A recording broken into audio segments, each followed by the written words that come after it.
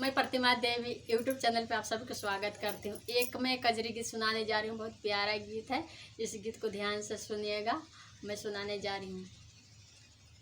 पहला ही बार पिया गैले नौकरिया हो, पहला ही बार पिया गैले नौकरिया हो, ले अइले रुपया 1000 हो, बिहारी लाल लाल मोनिया हो, बिहारी लाल लाल मोनिया।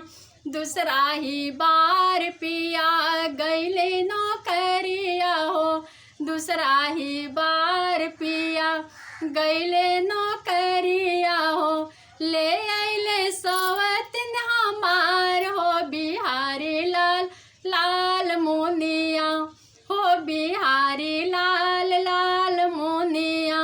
आई है माई है टोला पड़ोसिला, आई है माई है टोला पड़ोसिला। सौतिन परीक्षण कैसे जाइब हो, बिहारी लाल लाल मोनिया हो, बिहारी लाल लाल मोनिया। तर करिह छत ऊपर करिह सिंदूरा हो, तर करिह छत ऊपर करिह सिंदूरा हो, सौतिन के मांगा भरी दिहा हो, बिहारी लाल लाल मोनिया हो, बिहारी लाल लाल मोनिया। आई है माई है टोला पड़ोसिला, आई है माई है टोला पड़ोसिला। सौतिन मुँह लगे कैसे जाइब हो, बिहारी लाल लाल मोनिया हो, बिहारी लाल लाल मोनिया।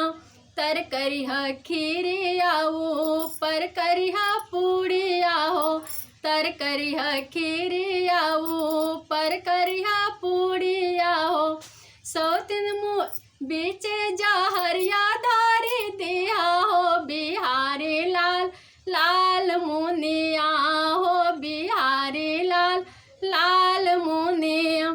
आई है माई है टोला पड़ोसिला, आई है माई है टोला पड़ोसिला। सौतिन से जड़िया कैसे देहब हो, बिहारी लाल लाल मोनिया हो, बिहारी लाल लाल मोनिया। तर करिह तो सकऊ पर करिह तकिया हो, तर करिह तो सकऊ पर करिह तकिया हो, बीच सा फेरवा धारी दिया हो, बिहारी लाल लाल मोनिया हो, बिहारी लाल लाल मोनिया। प्लीज़ कमेंट में ज़रूर लिखिएगा मेरी गीत आप लोग कैसी लगी।